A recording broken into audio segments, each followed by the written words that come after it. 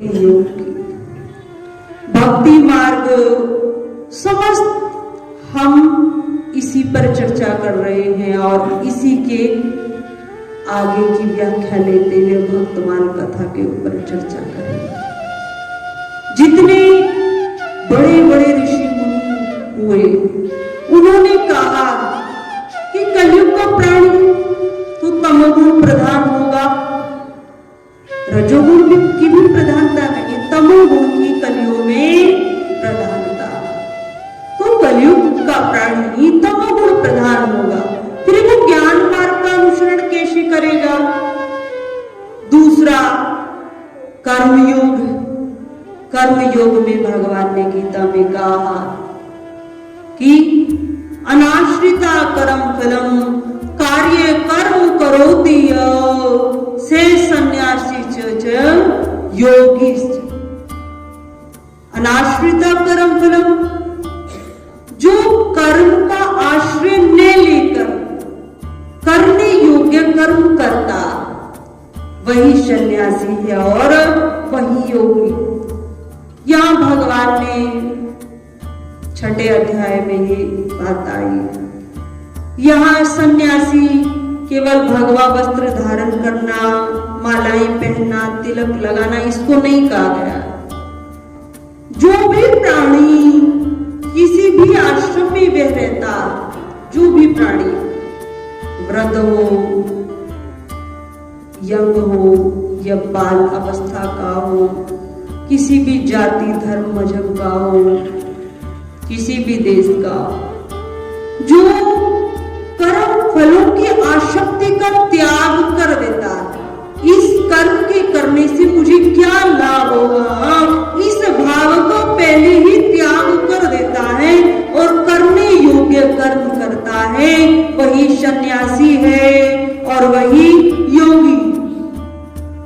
परंतु हमें तो नहीं है ये भाव। हम अपने आप को देखें, एक मंदिर भी हम जाते हैं या फिर जो सत्संगी है भगवत कृपा से, जो संसारिक इच्छाओं से बहुत ऊपर उठ चुके, वो मात्र 5% पूरे विश्व में, ज्यादा से ज्यादा 5% हो सकते हैं ऐसे व्यक्ति। पर कलयुग का प्राणी जो भी कर्म करता तो पहले उसकी फल को देखता, तो फिर हम कर्म योग में तो चल ही नहीं सकते। कलयुग का प्राणी जो भी अपना कर्तव्य कर्म करता है, कथा भी सुनता है, भागवत में सबसे पहले क्या कहा जाता है, उसका माध्यम बताया जाता है। भागवत को सुनने मात्र से ये फल की प्राप्ति होगी। जो भी कथाएं आती हैं, उन कथाओं के सुनने से हमें क्या लाभ होगा, पहले हम इसी पर अपने ध्यान को रखते हैं। मैं ऐसा कर्म करूंगा तो मुझे वहां से कितना क्या लाभ होगा। और ये तो एक सामान्य बात है। और भी बात को हम देखें, तो जो हिंदू भाई बहन है ना, वो तो इन प्रकारेण सुख हो जाए, उन्हें कहीं अमुक जगह पीर है और वहां पर जाकर झाड़ू चढ़ाना, और वहां उस पीर पर एक जल रहता, उस जल को घर में ले आना और छिड़क देना, कुछ पान भी कर लेना, झाड़ू वहां चढ़ा देना, सुख ही सुख हो जाएगा, लाभ हो जाएगा। तो वो हिंदू भाई ये नहीं देखेगा मैं उस पीर पर जा रहा हूं, उनका चरित्र कैसा था, केवल मेरा मुझे सुख मिल जाए, किसी भी प्रकार से मिल जाए, मुझे लाभ हो जाए, इसके लिए फिर किसी भी पीर पर जाकर मैं मत्था टेकने के लिए तैयार हूं। हम स्वयं गलत खान पान नहीं रखते। आप सब भी जितने यहाँ बैठे, हमें नहीं लगता आप कुछ गलत चीजों का सेवन करते। जब हिंदू स्वयं मांसाहार नहीं करता और वो मत्था कहाँ टेक रहा है, जितने पीर हुए हैं यदि हमने किसी एक की भी हिस्ट्री को जान लिया तो हम कदापि अपने बच्चों को वहां भेजेंगे नहीं, जो सनातन से, जो धर्म कर्म को मानने वाले हैं। हम उनकी हिस्ट्री जानते नहीं। वो स्वामी मांसाहार पाते थे, जितने पीर हुए वो सब मोमडन ही है, सब मोमडन होते हैं। और उनके यहाँ जैसे हमारे यहाँ संतों की एक परंपरा है, संत जन है तो सात्विक होते हैं, अपने धर्म से मजहब से व्यक्तियों को जोड़ते हैं। हम अपने सनातन धर्म की ओर, भगवान की ओर भक्तों को प्रेरित करते हैं, श्रद्धालुओं को वो भगवान से जोड़ते हैं, क्योंकि दुखों की निवृत्ति का साधन केवल परमात्मा, संत भी नहीं। कोई भी संत कितना भी विद्वान क्यों न हो, वो मार्ग दे सकता है, और वो मार्ग भगवान का ही होगा। यदि कोई संत अपनी पूजा कराता है ना, बस मेरी ही पूजा करो तुम्हारा कल्याण होगा, तो फिर हम व्यासपीठ पर बैठे कह रहे हैं, नहीं करनी चाहिए। ठीक है, हम गुरु का भाव रखें, गुरु के माध्यम से हमें परमात्मा की ओर चलने का मार्ग मिला है, रास्ता मिला है। परंतु हम केवल संत का ही भजन करें, संत को ही पूजें, संतों की घर में फोटो लगाएं और भगवान को पूर्ण करें, तो ये व्यासपीठ नहीं कहता। तो वे जितने पीर हैं वो सब अपनी ही ओर खींचने वाले, जो भी श्रद्धालुगण के पास आते वो सब पीछे की हिस्ट्री में जाएंगे। एक तो एक तरीके से कहते हैं वो जैसे मोमडन में दबंग रहा, इस व्यक्ति ने अमुक जगह इस प्रकार मस्जिदें बनवाई है, मंदिरों को तुड़वाया, तो हिंदू भाई या बहन जब वो किसी से भी सुन लेती है वहां लाभ मिलेगा, तो इतने मोमडन वहां नहीं आते जितने गुरुवार के दिन हिंदू भाई वहां पहुंचते हैं। डेयरी फार्म में कल देखना भगवान इतने बड़े बड़े ज्योति के घी के दीपक वहां जगाएंगे और वो जल लेकर आएंगे, अपने घर में छिड़केंगे। तो हिंदुओं को तो बस इन प्रकारेण सुख हो जाए, सुख हो जाए, सुख हो जाए। हम कहते हैं हनुमान जी की भक्ति की जाए।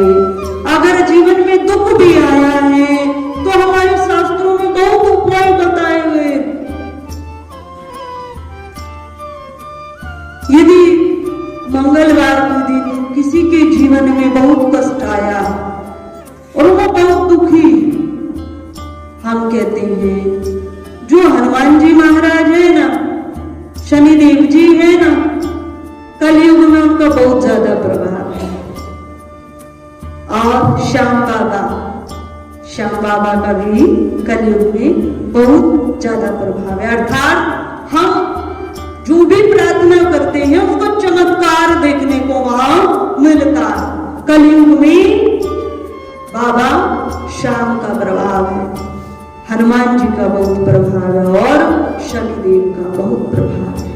शनिदेव सूर्य भगवान के ही पुत्र, तो सनातन देवता। तो आप मंगलवार के दिन ये उपाय व्यासपीठ आप सबको कह रहा। यदि जीवन में बहुत ज्यादा कोई कष्ट हो तो उसका गुणगान किसी तीसरे व्यक्ति के पास जाकर मत कीजिए, क्योंकि हम जब उसको अपनी वाणी से बाहर के वातावरण में छोड़ते तो वो दुख कम नहीं होता और भी ज्यादा प्रबल हो जाता। एक हम अपनी सोच को पॉजिटिव बनाएं। मेरे पिछले जन्म का कोई कष्ट था, पिछले जन्म में मेरे हाथों के द्वारा, मेरे शरीर के द्वारा कुछ ऐसा कर्म हुआ है जिसके परिणाम स्वरूप मुझे ये दुख मिला। ऐसी हम सबकी सोच होनी चाहिए। दूसरा, हम उसे किसी दूसरे व्यक्ति से नहीं कहते हो, घर के सदस्य तो जानते ही, क्योंकि वो तो उसमें सब सम्मिलित है। हनुमान जी के मंदिर में जाकर शनिवार में भी जा सकते हैं, मंगलवार में भी जा सकते हैं, नारियल की भेंट अर्पित करेंगे। नारियल हमारे यहाँ कोई साधारण नहीं है, हम सब नारियल की महिमा को भूलते जा रहे हैं। नारियल क्या, केवल पानी का गोला नहीं है नारियल। हमारे यहाँ नारियल को कभी आप उसको पूरे देखो अंदर से, उसके बाहर के कवर को उतार कर, तो उस पर क्या दिखाई देती, कुछ बना रहता है ना, क्या बनी रहती, आंखें बनी रहती हैं, दो आंखें बनी रहती। और कभी भी नारियल को हम कहते हैं चाकू से काटना नहीं चाहिए। हमारे यहाँ नारियल तोड़ा जाता, चाकू से काटा नहीं जाता, पाप है काटना। कभी भी नारियल को चाकू से, जो बीच का भाग है, गोला है, उसको काटना नहीं चाहिए, तोड़ना चाहिए। पूरा जब वह सूखा भी हो जाता है तब भी उसे हाथों से तोड़े, नीचे तोड़े, पर चाकू से उसको नहीं काटे, टूट जाता है। तो साधारण नहीं, वो जैसे एक अपने पुत्र की, हम अपने पुत्र का बलिदान कर दें किसी देवता के चरणों में, हम अपनी ही संतान को नौछावर कर दें, और उसको जो पुण्य फल मिलता है वही पुण्य फल नारियल, श्रीफल भी इसको कहते हैं, दक्षिण साइड में इसको श्रीफल कहते हैं। तो श्रीफल को चढ़ाने से इतना पुण्य हमें मिलता। तो भगवान हनुमान जी के मंदिर में जाकर नारियल को हम चढ़ाएंगे और 7 बार वहीं पर बैठकर, जहां प्राण प्रतिष्ठित हनुमान जी, 7 बार स्वच्छ हृदय से स्नान करके जाएं, पवित्र भाव लेकर जाएं और वहां पर बैठकर 7 बार हनुमान चालीसा का हम पाठ करें। यदि 3 बार भी प्रत्येक मंगलवार ऐसा कर दें तो भाइयों, जो भी जीवन में समस्या आ रही, कोई शत्रु बाधा है, तो वह भी नष्ट हो जाएगी। आप अपने आप ऑटोमेटिक देखोगे एक ही वो व्यक्ति आसपास की जो जिनसे कष्ट था, वो वहां से सब चले गए। और यदि कोई जीवन में किसी प्रकार की समस्या आई है, कोई शारीरिक समस्या, तो धीरे धीरे उस पर भी प्रभाव पड़ता है, वह भी नष्ट होती है। यदि 3 बार भी हम करें, पर हम कहते हैं इस उपाय को हम 7 बार करें, प्रत्येक मंगलवार के दिन 7 हनुमान चालीसा का पाठ करें और नारियल की भेंट हनुमान जी को अर्पित करें।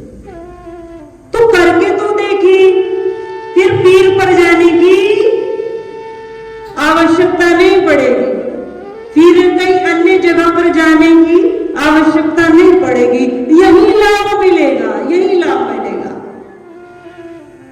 और शनि देव पर भी यदि व्यापार में कोई बाधा आई, कई भाई आते हैं चलते चलते व्यापार एकदम से साध्वी जी खराब हो गया, चलते चलते अमुक ने ऐसा कहा, ऐसा हो गया। देखो, हम सब कोई साधारण नहीं, अर्थात जीव कोई साधारण नहीं, जीव आत्मा है, ईश्वर का अंश। यदि वे पवित्र भाव से कुछ शुभ शब्दों को कह देता तो वह भी सार्थक हो जाते। और यदि दुखित आत्मा होकर किसी ने कष्ट हमको दिया, किसी के कारण हमारा हृदय दुखी हुआ, और उस समय जो हम शब्द निकालते हैं और इस वायुमंडल में छोड़ देते हैं, तो उनका प्रभाव भी निश्चित होता है। तो यदि व्यापार में बाधा है तो हम श्री शनिदेव जी के महाराज जी के मंदिर जाएं और शनिवार के दिन उनकी आंखों में हम न देखें, क्योंकि शनि जी की ही जो एक दृष्टि पड़ जाती है, एक वो गलत मानी जाती है। और शनिदेव की आंखों में हम सबको, किसी को भी किसी भी मंदिर में जाकर नहीं देखना चाहिए। चरणों की ओर देखते हुए हम शनिदेव को प्रणाम करें, तेल अर्पित करें, तेल की ज्योति जगाएं, कुछ समय बैठे और अपने हृदय के भाव प्रत्येक शनिवार वहां जाएं तो देखो लाभ मिलेगा। अगर हमारा व्यापार सत्य का है, उसमें किसी को हम कष्ट नहीं देते, हाँ अर्थ की तो आवश्यकता सबको है, तो उसमें तत्काल प्रभाव दिखाई देगा। करके देखें। तो हमारे शास्त्रों में हमारे संत जन बहुत ऐसे उपाय बताते हैं जिनसे जो जीवन की छोटी छोटी समस्याएं उत्पन्न हो जाती हैं वो सब नष्ट हो जाए। ऐसे उपाय तो हम उनको अपनाएं, न कि हम किसी के इतिहास को जाने। हमने स्वयं गलत खान पान नहीं किया और हम वहां जाकर मत्था टेक के आते हैं। जो स्वयं मांसाहार करते थे उनका जल लेकर घर में छिड़कते हैं, जो स्वयं अपवित्र थे। तो इस पर हम ध्यान दें। हम उनको नहीं रोक पा रहे हैं, हम अपने परिवार को तो बचा सकते हैं, उनको बचाएं। तो चर्चा चल रही है कर्मयोग पर कि आज कलयुग का प्राणी बिना फल की इच्छा किए कोई कर्म करता ही नहीं। तो हम तो कर्म के योग पर चल ही नहीं सकते, ज्ञान के योग पर हम चल ही नहीं सकते, तो कहां चल सकते हैं? कलयुग का प्राणी केवल भक्ति योग पर हम चल सकते हैं। यदि हमारा उद्धार हो सकता है तो वो केवल केवल भगवान की कथा से हो सकता है, भगवान के गुणगान करने से हमारा उद्धार हो सकता है। तो भक्ति योग, इसीलिए कलयुग में भक्ति योग की प्रधानता के सामान्य जन भगवान का दर्शन पाते हुए भगवान की कथा को सुनेंगे, भगवान के जप को, भगवान के नाम की महिमा का गान करते हुए जब भगवान का करेंगे तो कलयुग के मनुष्य पार हो जाएंगे। इसीलिए भक्ति योग की प्रबलता कलयुग में रही है। भक्तमाल कथा भक्ति योग पर ही आधारित है। भक्तमाल कथा का प्रारंभ कहां से हुआ और ये दिव्य ग्रंथ कहां से आया? भक्तमाल ऐसा ग्रंथ है कि जितने बड़े बड़े ऋषि मुनि ज्ञानी जन हुए उन सब का चरित्र वो कैसे थे, कैसे उन्हें भगवान की भक्ति प्राप्त हो गई, कैसे उन्हें दिव्य ज्ञान प्राप्त हुआ, उन सब की लीलाओं का वर्णन भक्तमाल ग्रंथ में मिलता। भगवान के 24 अवतार हुए, उन 24 अवतारों का वर्णन भक्तमाल कथा में मिलता है। भक्त और भगवान इनमें कोई अंतर नहीं है। भक्तमाल में जो पहला श्लोक आया है मंगलाचरण के साथ वो आया है भक्त भक्ति भगवंत गुरु चतुर नाम बपुए, इनके पद वंदन की नाशत विघ्न आने। भक्त भगवान के भक्त, भगवान की भक्ति, भगवान और गुरु कि ये चारों हमें अलग अलग दिखाई देते, परंतु ये चारों एक ही, इनमें कोई अंतर नहीं। भक्तमाल ग्रंथ भगवान के जितने भक्त हैं उन सबका चरित्र रूप में लिखित ग्रंथ है। और भगवान कहते हैं कि भक्त कौन है? यदि मुझे कोई जान सकता है तो वो मेरे भक्त है, और इस कलयुग में मेरा गुणगान यदि कोई कर सकता है तो वो मेरे भक्त है। और यदि इस पृथ्वी पर भक्त ही नहीं होंगे तो भगवान कहता है मुझे कौन पूछेगा? मेरी पहचान ही मेरे भक्तों से। तो मैं अपने भक्तों को कैसे रखता हूं कि जो मेरे गले में जो हार है, भगवान के गले में जो पुष्पों के हार है ना, हम तो सोचिए साधारण पुष्प है, भगवान सब कोई वस्तुएं नहीं है, वो सब जीव है। भगवान अपने गले में जो पुष्प धारण करते हैं वो भगवान के भक्त हैं। परम पूज्य श्री साध्वी ब्रह्म ज्योति सरस्वती जी के प्रवचन प्राप्त करने हेतु दिव्य वाणी चैनल को सब्सक्राइब करें, वीडियो को शेयर करें और अपने परिजनों पर अवश्य भेजें।